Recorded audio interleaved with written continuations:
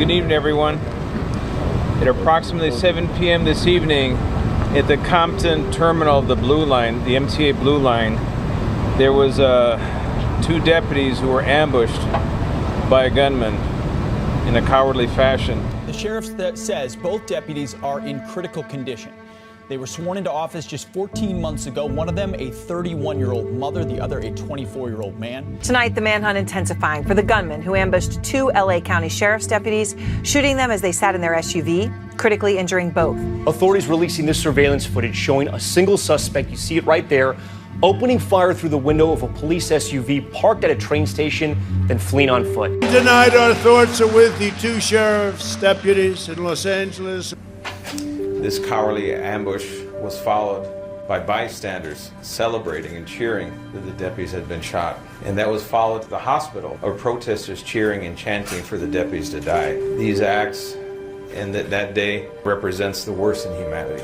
We pray to God for their recovery. You're sitting there, and then initially, what happened? All of a sudden, I just remember gunshots. I don't remember if I saw him. I don't remember if I saw him walking up. I don't remember anything. I just remember hearing several gunshots. My vision went black. Time slows down, and I just remember thinking like, oh, like we just got shot. Thank you for joining me for another episode of One on One. My name is Andro Mammo. Today's episode is quite different compared to the other guests that we have featured on the show. 4 years ago, my next guest was shot in the face while on duty with the Los Angeles County Sheriff's Department. She got shot in the face in an ambush. Not only saved her own life, she saved the life of her partner. 4 years later, she's here to tell her story. I'm so honored to go one-on-one with Los Angeles County Sheriff's Deputy, Claudia Apolinar. How are you, Claudia? Hi, Andrew. I'm doing good. And yourself? I'm good. Thank you for being here. Oh, thank you for having me. Your story is one that has inspired me for the last couple of years. For people that don't know, you were shot in the face. And not only in the face, but you were shot in both arms. And that was 4 years ago. And here you are sitting fully recovered. And I want to allow you to tell your story in your words. Yes, I mean, it feels like it was just yesterday when it happened. Mm-hmm. It's going by so fast, Yeah. But it still feels like it just happened the other day. Mm-hmm. I wanted to talk to you and just break down your story. So when did you first initially know that you wanted to pursue a career with the Sheriff's Department? Well, I grew up in East LA, so ever since I was little, my parents would take me and my sister to the parade on Mexican independence there in East LA, on Cesar Chavez. It happens every year in September. So I grew up loving horses, grew up going to Mexico every year in the summer, riding horses. So I loved horses. So when I started going to the parades, I would see deputy sheriffs riding horses. So I'm like, oh, that's what I want to do. I want to be a cop and I wanted to ride a horse. I thought it would be so fun. So it started from there. Like I said, eventually after high school, I started working for the county libraries. And then once I went to college, I started taking more criminal justice classes. And there I got to meet a lot of retired deputy sheriffs, along with other officers from other departments. So just hearing their stories and everything that they went through when they were in law enforcement, I just thought it was so cool. I'm like, oh, that sounds like fun. I want to do that. So that's where the interest grew even more. Obviously, like I wanted to get my degree first. I wanted to do that for my parents. And then I started applying for the department. And like I said, like I wanted to go to East LA, patrol East LA, because that is where I'm from. Obviously, it didn't go that way, but that's how I got into the department. And I think your story is one of persistence, because I heard that you reapplied to the Sheriff's Department initially a couple of times, like 3 times before you officially got in. Yes. I want to know now, looking back, what do those bumps in the road signify for you at this point in your career? I mean, it was just a bump that I had to get over. At first, I didn't have enough life experience the first time that I applied. I was too young. So they told me, go get more life experience. Go do a jail tour, do ride-alongs. But at the time, I was still in school. So my priority was getting my degree first. Right. Once I got that done, then I applied again. Second time around, I couldn't do push-ups. So I didn't pass the physical test. So I'm like, okay, I know what I need to work on. When I did that test, they actually offered me the security officer position for the department. I didn't know what it was about. I didn't know what they do, but I'm like, oh, I'll do it as long as I get into the department. Mm-hmm. So I ended up doing that for 3 years, and that prepared me to eventually, like, once I went into the academy, went out to patrol, it just prepared me a lot more as a security officer, I did reports, I talked to people, I got on the radio, so I had a little bit of exposure to what it was like to being a deputy sheriff. And those early years, I mean, working as a security guard, also at a time you were a librarian, what do those early experiences mean to you now? Like the fact that you had to go through all of those experiences to be where you are now? Well, I think by all those experiences, just pretty much after my incident, that is what pushed me to come back to work, because I worked so hard to get to where I was at. For me to let this incident get in the way between me continuing doing what I love or walking away. Yeah. And for the people that are unaware, what does the training look like to become a Los Angeles Sheriff's Deputy? Well, when I went through the academy, it was 22 weeks of the academy, and it included PT, like we would wake up, everything PT, we would do scenarios, class work. It was like you're in college pretty much. I had fun. Like I said, I enjoyed it. I enjoyed the academy. And like I said, everything that they put us through in the academy, the stress, like it's for a reason. And it's to prepare you for something like what happened to me and my partner, to prepare you for something like that. So, and okay, so to talk about that, I mean, September 12th, 2020, pivotal day. And I just wanted to know, so what would a normal day look like for you and your partner? So during that time, we were actually having, we just had the George Floyd riots. When I went out to patrol, it was during COVID. So it was different. Like I said, once me and my partner, who were both from the same academy class, we ended up getting partnered up the month of September. So we're like, all right, cool. Like we know each other. Yeah. It's gonna be fun. I'm like, we're gonna enjoy this, have fun. That day, like it was like any other day. I worked overtime in the morning. I was by Santa Monica, El Segundo, by the beach. It was nice. Come PM shift, which was our regular shift. Just go back to the station, just pretty much start our day. And we were assigned as 602 Frank. That was our call sign. And we were pretty much in charge of the Compton packs, Del Amo, and Artesia packs. And there we had to do patrol checks of the platforms during a certain time for a certain amount of time. So that's pretty much how every shift was once I got to Transit Services Bureau. Okay, so now day of. So you're at work at 6 a.m. You're at Santa Monica, Redondo Beach area. And then what, around like 2 p.m. you went over to pick them up. And then how did that day unfold? It was our kick on. So we were off for the previous 3 days. Saturday, we were kicking back on, starting our week. Pick them up, get ready to pretty much start our shift. We went to some gas station, got some coffee, got some snacks. Around 5 p.m., I remember telling my partner, like, hey, let's go grab something to eat, because most likely we're going to get sent to South Los Angeles to go help out with the riots going on down there.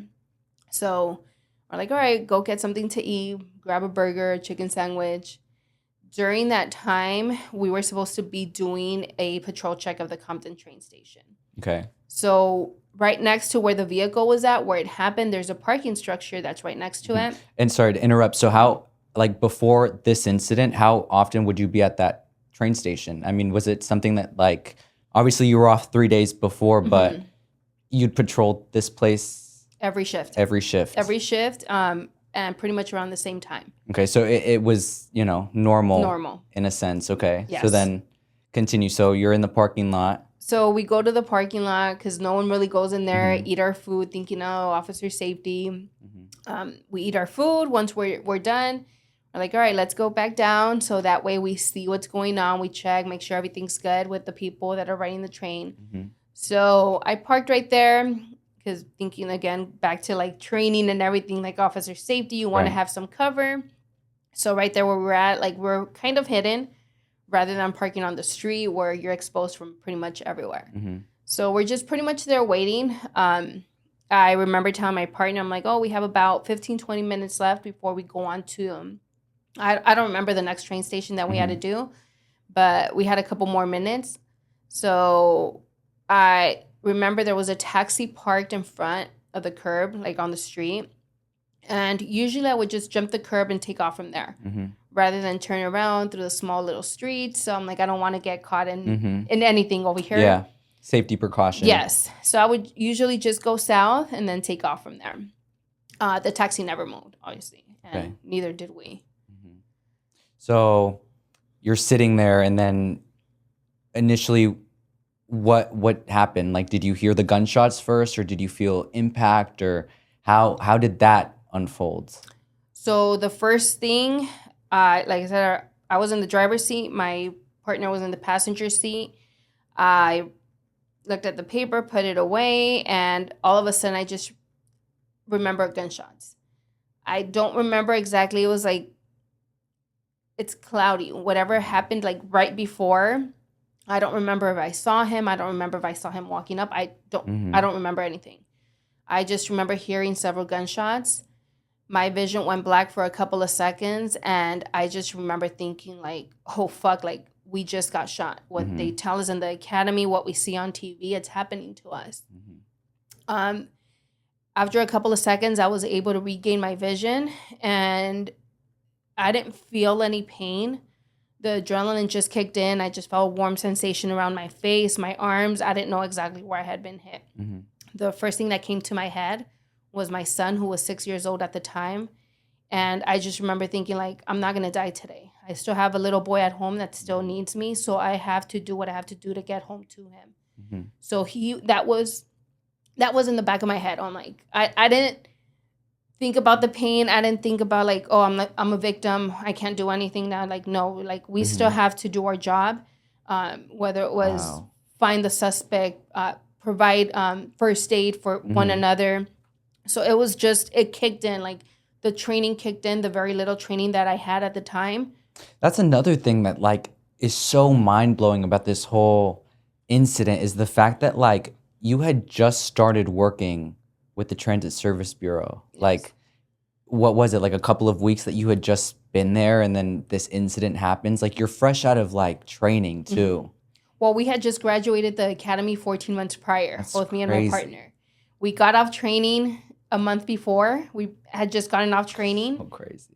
And I was there at Transit Services for a month, pretty much the month of August and the first 2 weeks of September. Wow. Okay, so the incident takes place, and then I remember, so when this happened, I was working at iHeartRadio, and that's how you and I met, but I'll never forget when it initially happened, the newsroom just kind of like stopped. And I remember Steve was immediately like on it, but it was one of those things where when the news broke that 2 sheriff's deputies were shot, I mean, I remember exactly where I was, and I remember exactly how big of a deal it was to find who did this and to get answers about you and about your partner. I remember that day was just terrifying. But to sit here with you and to hear about that day, I mean, I can't even like imagine what you were feeling at that moment. So you guys get shot, and then you see your partner, and you saved his life.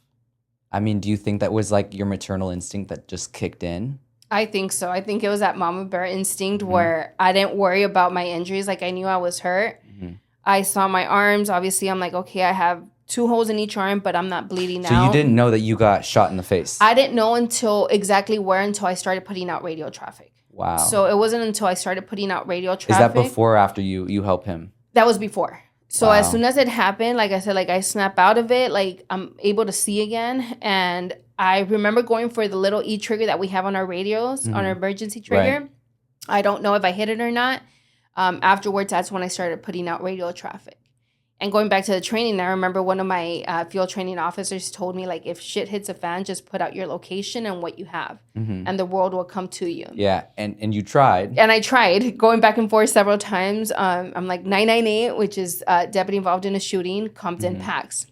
I'm like, I have what's going on and our location. So that's when I noticed that I got hit in the face. I'm like, I can't talk. So I try to say it as clearly as possible, as calmly as I could.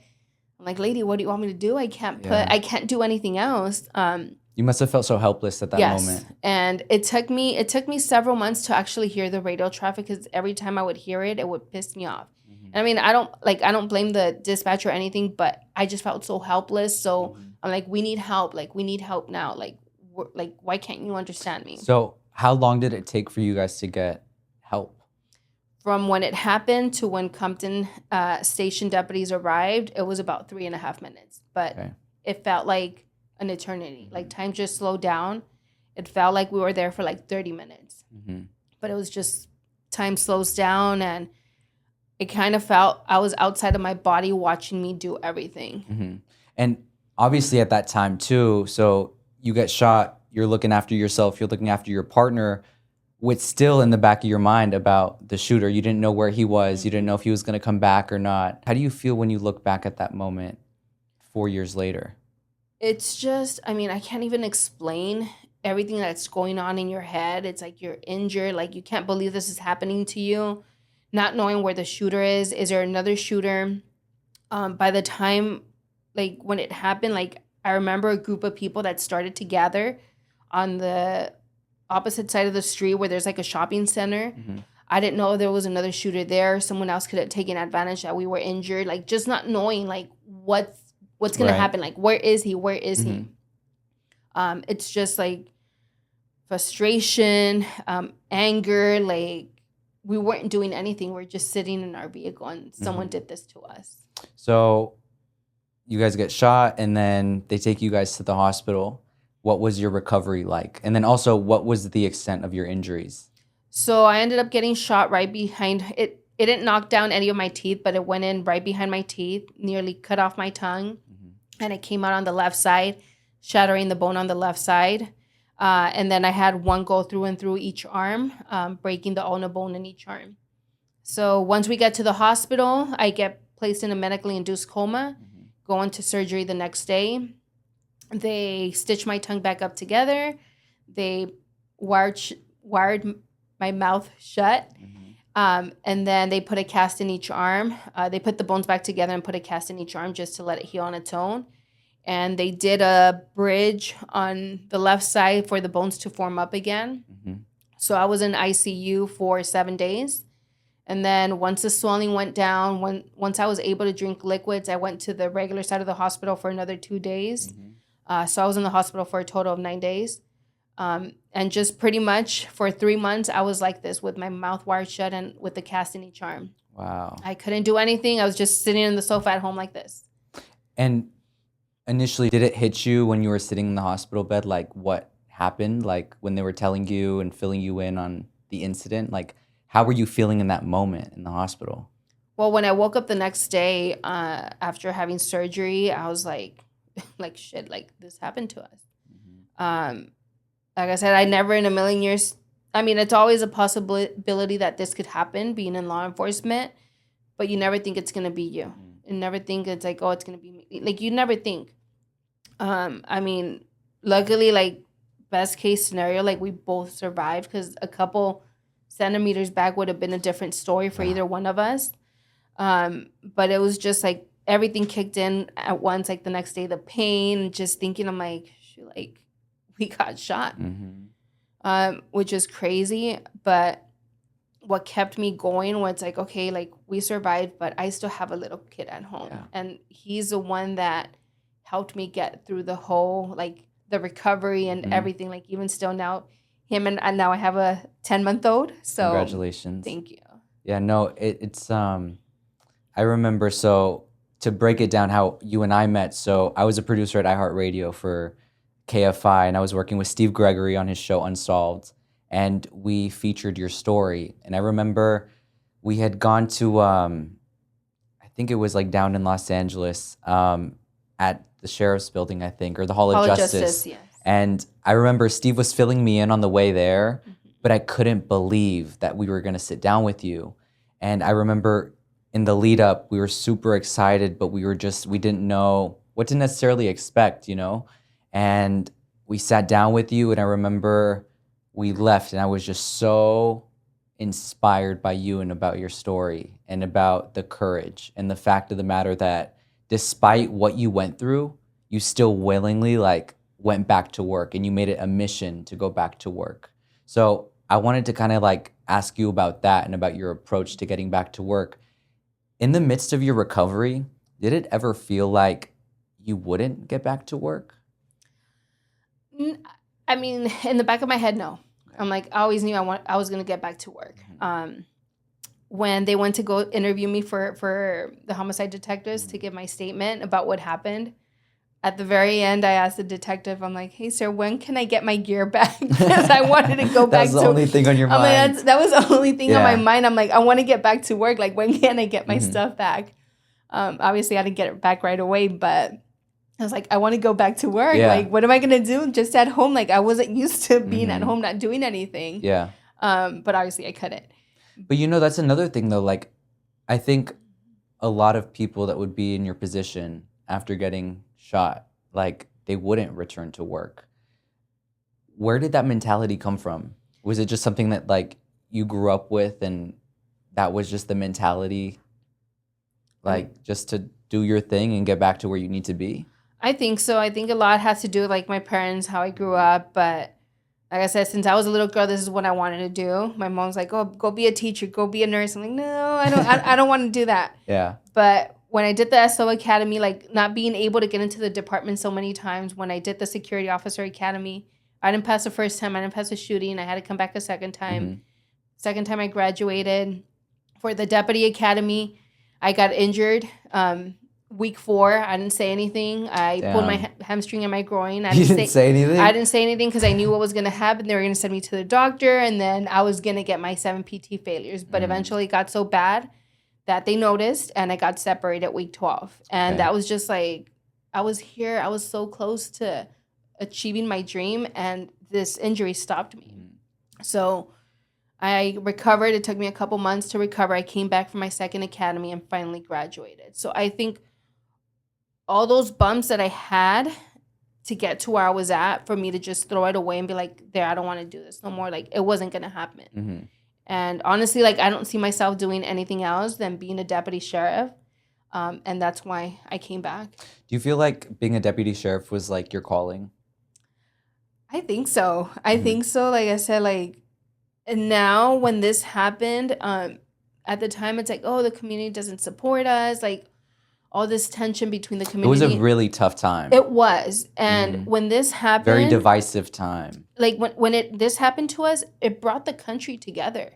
And I've heard it from other people in the departments, the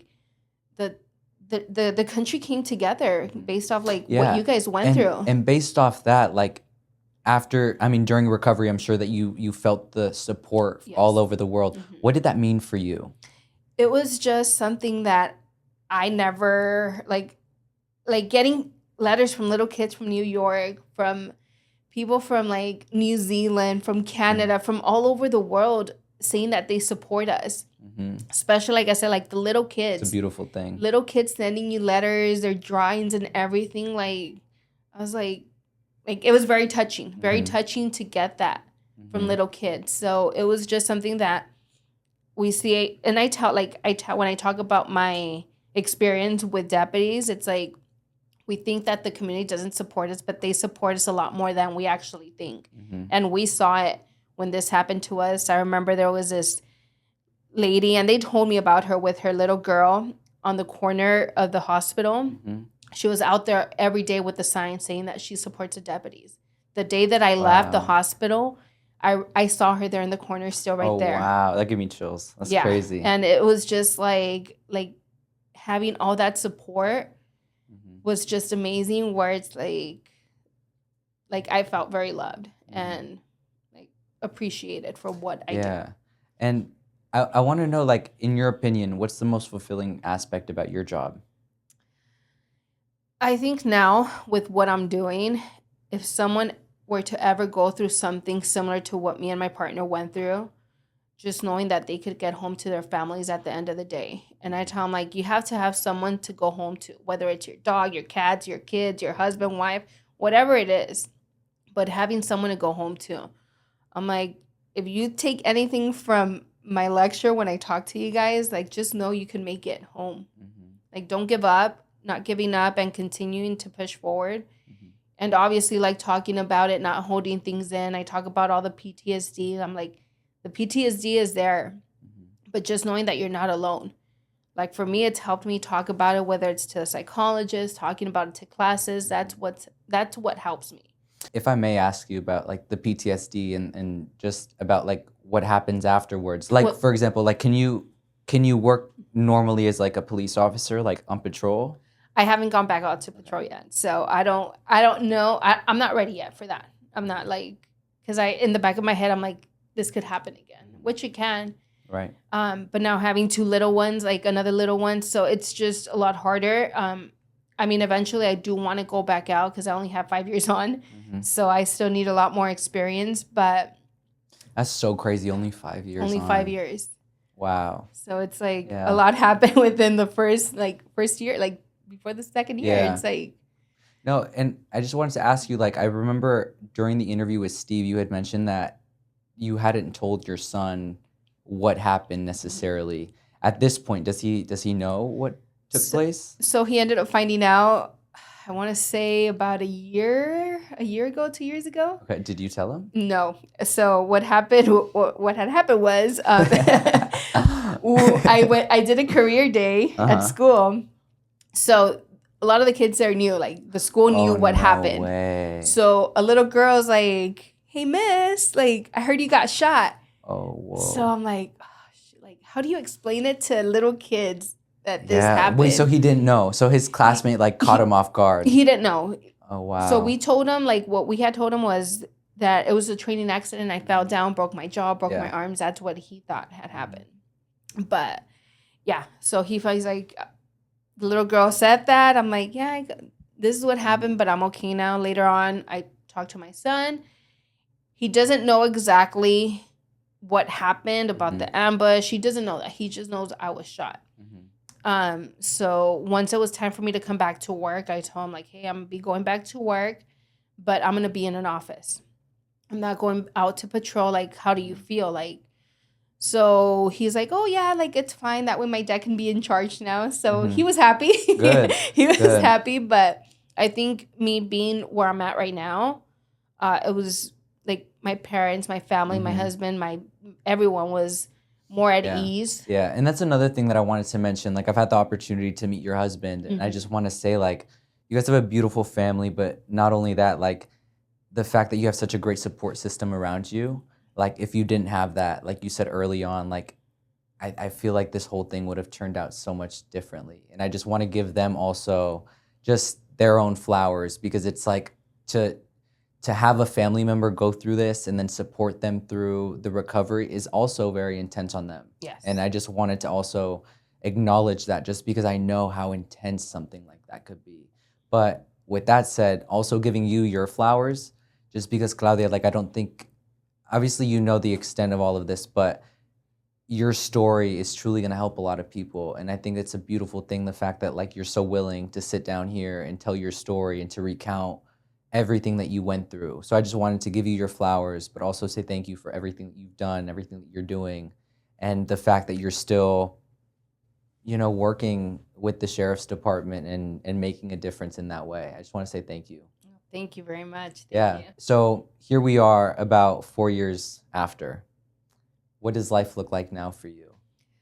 So now I'm back at work. Right now I'm at Training Bureau. So they're pretty much help out with deputies going from custody out to patrol. They go through a refresher course. And there I get to talk about my experience, my incident. I do the officer survival. I also talk to the academies. I mean, I've done things that I never thought I would be doing in a million years. Yeah.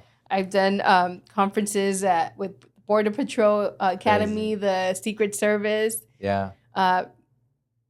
Conferences throughout the country, pretty much.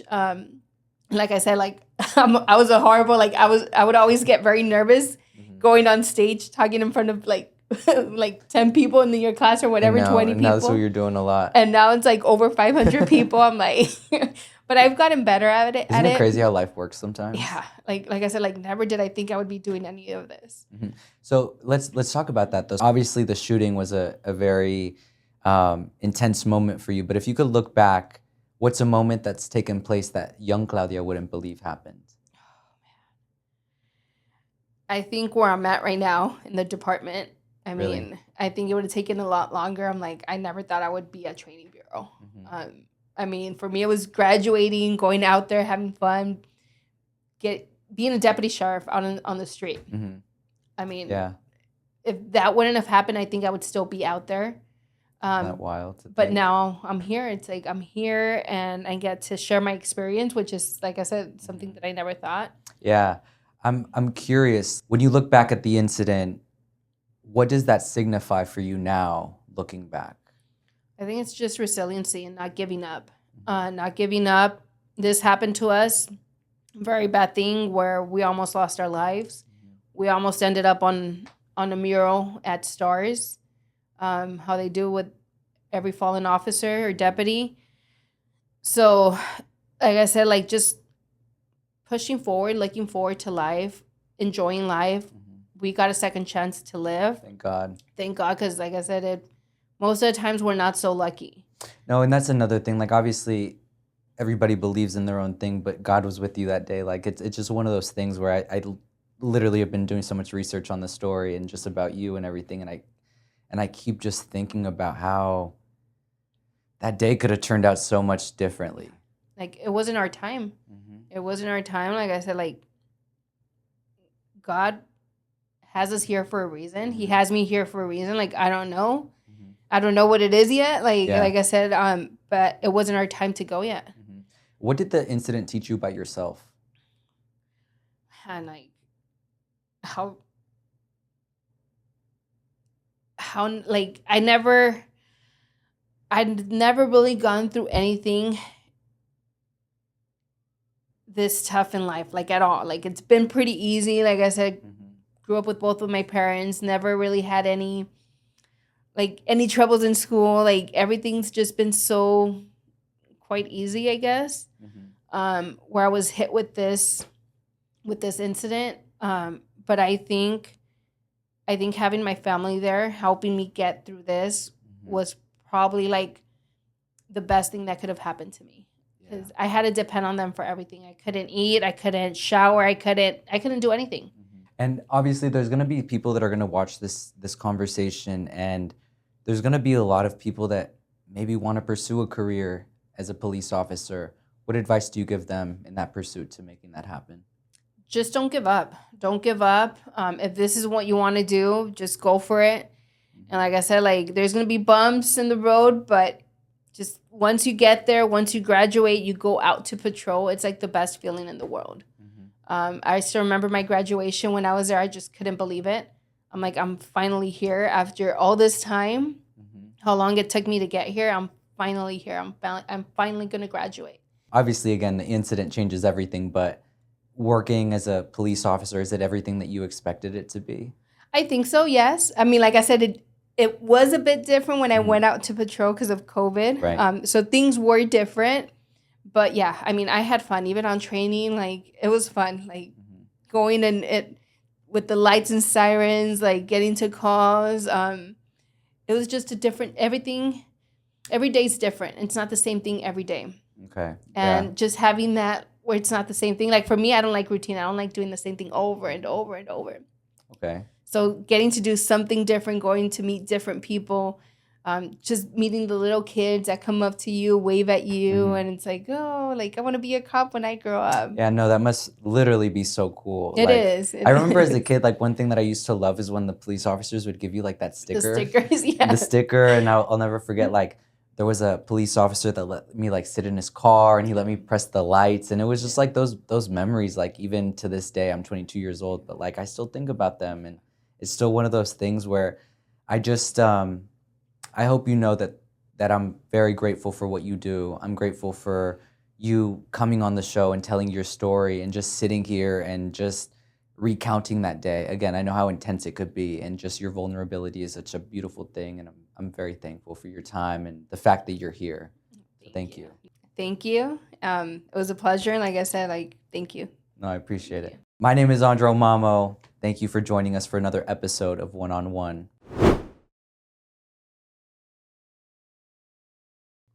I really can't believe that like you're here. Like he's known. I've been trying to make this happen for a long time.